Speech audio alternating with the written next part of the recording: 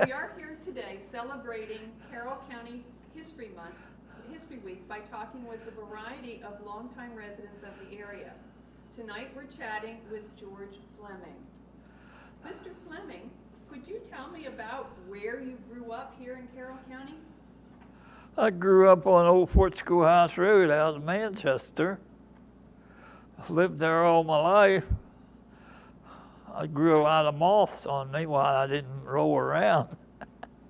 So what else? Went to school in Manchester. What kind of a school did you go to in Manchester? Well, the old school they tore down, Mm-hmm. like that. And I got to the 7th, 8th grade. Mm-hmm. War was on, Mm-hmm. and my father, he rented a second farm. I don't really know why, but I figured out later that he was in the First World War and he was in France, and he could grow vegetable crops, and we could get credit to keep us boys out of service. Mm.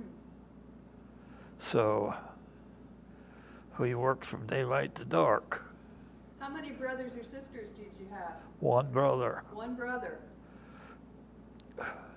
No sisters. No sisters. And you both worked on the farm? We both worked there on the farm. In the later years, when Pap was 1950, well, he had health problems, and we took over the farm and we rented it from him. And my brother and I incorporated it as Fleming Brothers Incorporated, and that's where you come with the FBI on trucks. You go to the quarry and they holler the FBI's there. And like that. So, but when he rented that ground, we worked, he planted peas, and he planted string beans, and he planted sweet corn, and he planted tomatoes. And it was all done by hand. Picked tomatoes 2, 3, 4 days a week. And Monday we started back over. One year he had 12 acres of tomatoes for us to pick. We had help. Some neighbor children would come in and helped with picking tomatoes and like that. And then we lost the rent of the farm that he rented. They were city people come out here. The country's at war, but the city people wanted out here.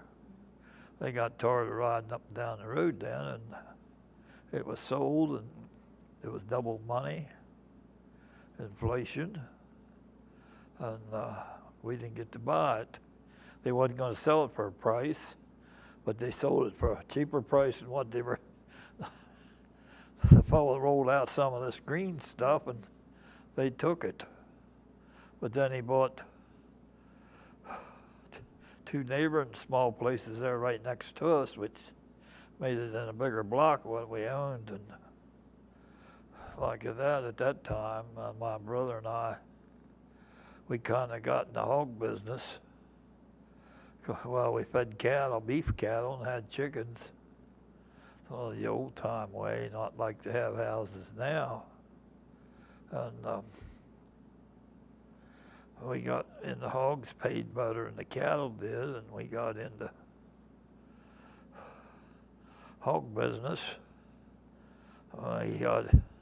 Didn't get it in as big as Dave and I got in it. After he got out of it, we was selling hogs every week to the local butchers there in town. We had a good market at Dutter's until fellows wanted union, and Dutter says, I'm not going to put up with the union. You know, he built a new slaughterhouse, and we couldn't get along with Hatfield, the way they wanted to market our hogs. And Well, that was later. But when Dave come back, we built a new parent house which one man could work. And we had, it was supposed to hold over 200 sows at the time. It's still there. But we were shipping about 80 market hogs a week. Well, Dave wanted to ship 1 million pounds of pork off the farm. The corn walked off. We didn't haul it away, it walked off. And then when the hog prices went to nothing, when Smithfield got in, it's a great down in North Carolina, they were hauling hogs to the slaughterhouse for 9 cents a pound live weight. And we couldn't make it anymore, so we just quit the hog business. And now we're just doing some crop farming of beans and corn. And he has a little barley and wheat there. For straw, we got a fellow down the road here that has a roadside stand, and it gives him pretty good money for good straw. That's where I was at today. I rode with him down there. Them people don't mind spending money. Spend $6-7 for a bale of straw, and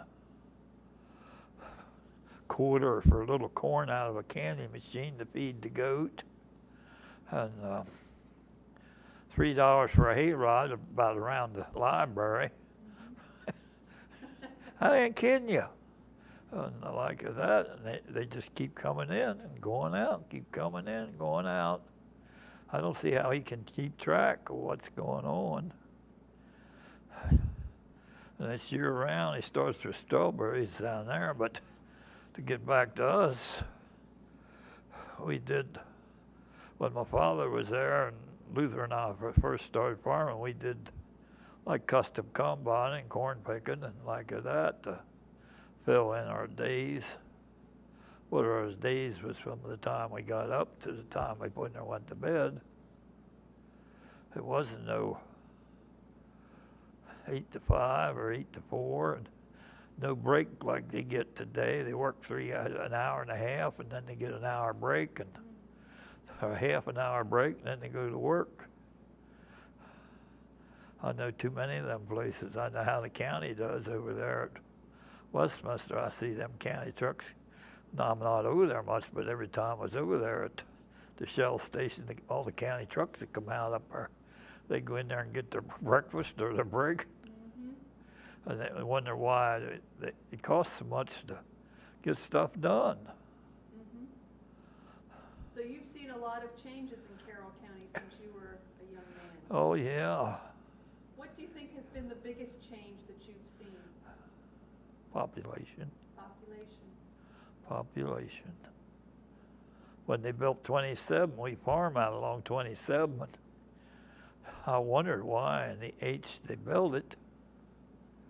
And now when we're out there farming, we wonder if we can get on the road, especially in evening time and like that.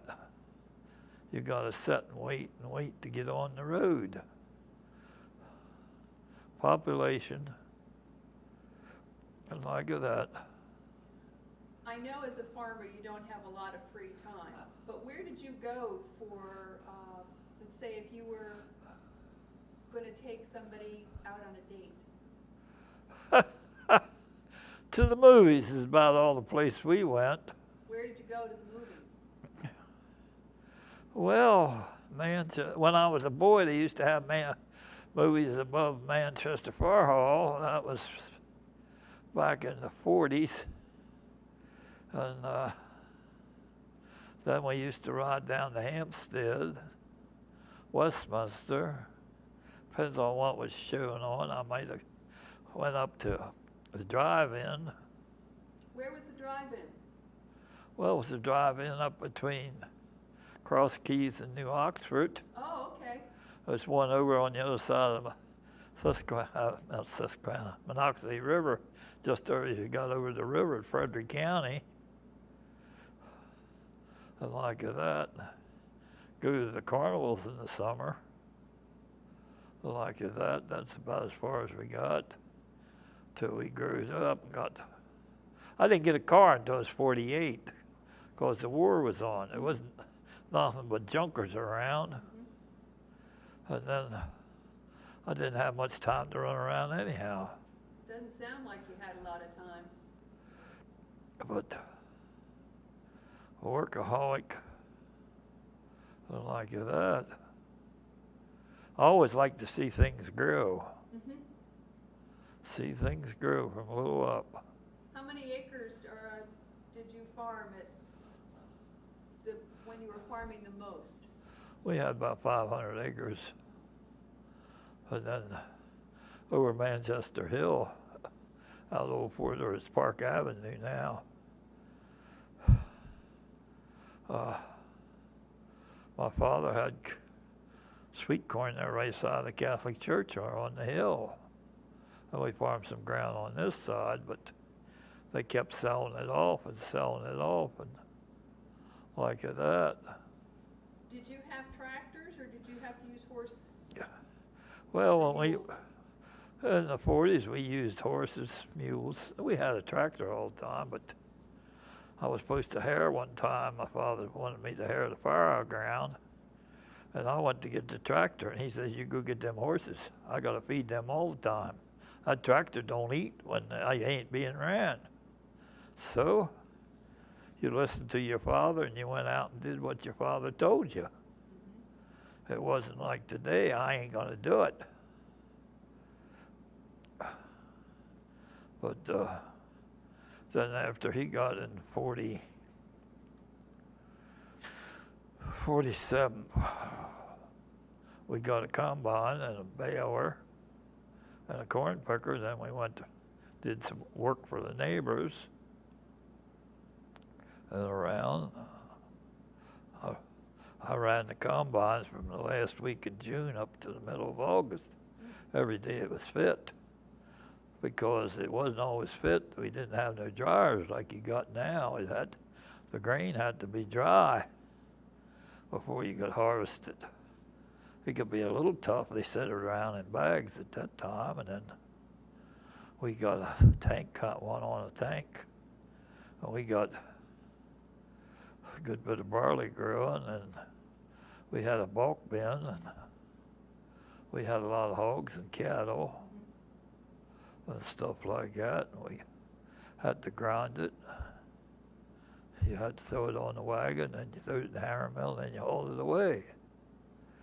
But when we had all the hogs, we had a grinder mixer fixed up, and we was manufacturing all our feed. We got it hooked up with a wholesaler. R.D. Bauman was a little peed off because they would sell it to us, and he couldn't get his fingers on it, and like that. But we was they come from Animal Health out of Virginia, 2-3 pallets every 3 weeks they'd come, and we was manufacturing our own feed, except baby milk or like that, which if you lose a sow, you try to save them by giving them baby milk. It was dry and mix it and like that. But how long has it been since you've had hogs? 7 years. We had a fellow rent the ferret house, and he found out he couldn't make it. So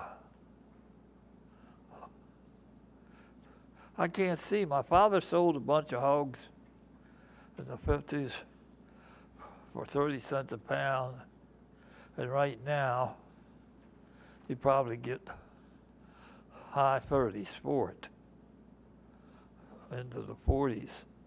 I can't see how these people can grow them. Now the hog business now is all owned by, like Smithfield. They own the hogs, and the farmer puts the building up, and the farmer's got the aggravation of getting rid of that honeydew or the manure. And if you follow any farming, you know what they're trying to do around the Beltway or the Chesapeake Bay. You got a lot of these fellows put it on when they shouldn't put it on. But how do you regulate them fellows? I know the big boys down the road here was putting it on this spring in the snow.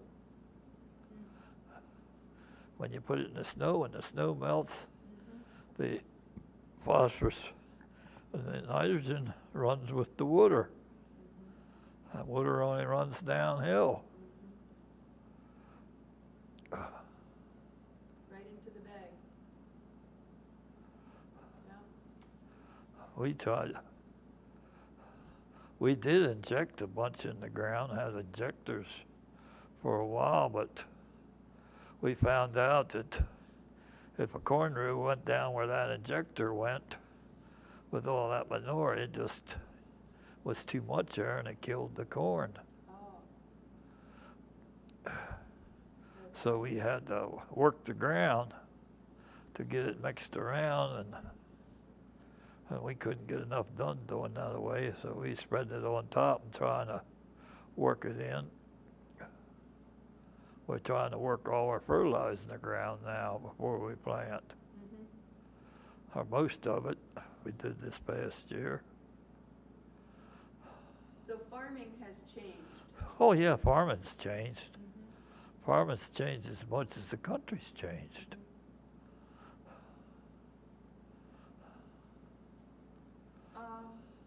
I know you mentioned that carnivals were something that you would do when you were younger. That was was there a carnival? Which carnival did you go to? Manchester had two carnivals. They had the Fireman's Carnival, and then the Lions Club had a carnival for a while, and Hampstead Carnival. Do you remember anything special about them? Well, I helped at Manchester Carnival, and I helped in the hot dog stand. Old farmer neighbor used to sit there and holler, a loaf of bread and a pound of meat and all the mustard you could eat for a quarter. That's his slogan, and I helped in the hot dog. That's all we served in that stand. And I know one time they were sick as, well, you didn't have all the varieties and stuff like you got now. I don't even know if they had hamburgers at that time, because you had to, cook them and the hot dogs fast as you could. On a carnival parade night, fast as you could, two guys could stick them, put them in the roll, you could get them out of there. But old Milt England, that was his saying. A loaf of bread and a pound of meat and all the mustard you can eat when things were slow. Yeah. Do you remember any of the other stores or businesses that were in Manchester that you would go to? Well, Ed Carr's store there on the corner where number 1 North had groceries and like a little department store there. On the other corner was Malcolm Osler. He was soda fountain jerk. That's if you wanted ice cream or Sunday or something like that was there, and you'd spend a quarter, maybe a nickel for an ice cream cone. My mother was a Leicester, and they went to Leicester's Church out there on a Leicester Church Road, and we always got to go there. We'd start in the middle of the afternoon and got a quarter to spend. And it was backed up, and that was where people went. They didn't have all this other entertainment.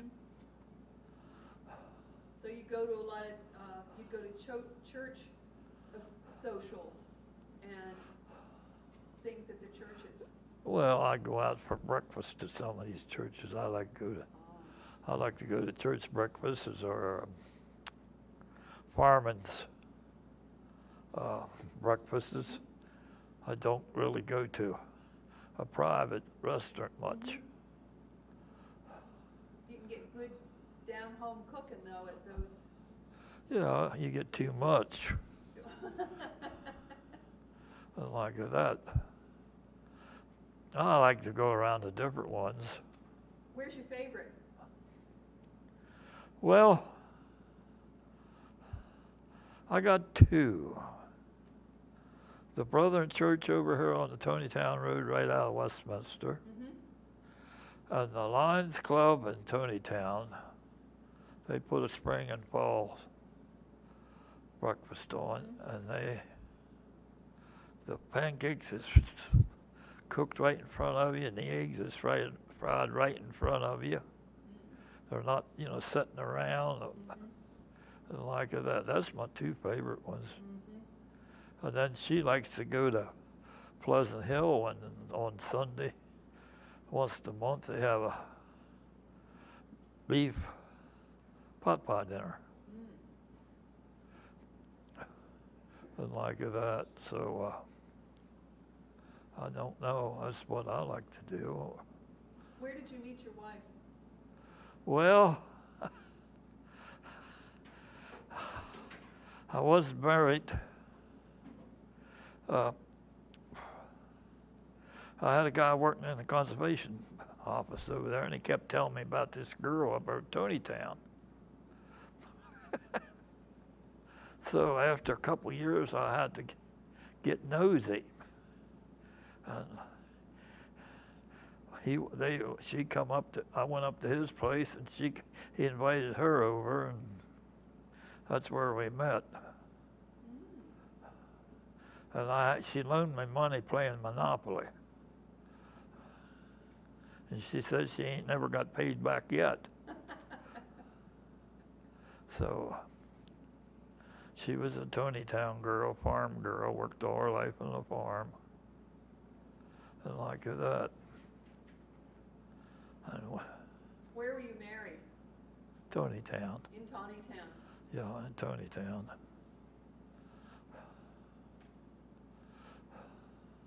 What do you think is probably your most vivid memory of Carroll County? Vivid memory of Carroll County. Yeah. Growing up, or even today. Well, today there are so many people that we used to know all our neighbors. We went to our neighbors, and like that, visited and stuff, and worked together and all that. And today, I got houses up the road. I got a nephew who lives up the road, but really don't know much about the rest of them, because I try to talk to them and they don't want to talk. Like, I don't know. So things are very different today. Oh, they're different today. I mean, it's so many strange, different people. I got neighbors that I talk to and have friends with, but I have some that I don't think would open the door if you knocked on it. I ran out of fuel one time on Old Fort Schoolhouse Road, diesel fuel, and I went to the place, knocked on the door. Nobody answered, but I could hear them inside. So I had to walk up the hill where I knew the people and call home to get bring me some diesel fuel. That's long before we had ever had a cell phone or anything else. I was working there by myself planting corn. But I don't know my neighbors. Well, they're putting her out, the town's putting her next to us. Yeah, it's gotten a lot closer to you. Yep, it's got too close. Yeah, I can appreciate that. Well, we do thank you very much for coming in and sharing some of the thoughts and things that you've had and some of the memories you've had from Carroll County. So I would like to thank you very much, George Fleming, for coming and visiting with us this evening. You're welcome. Thank you.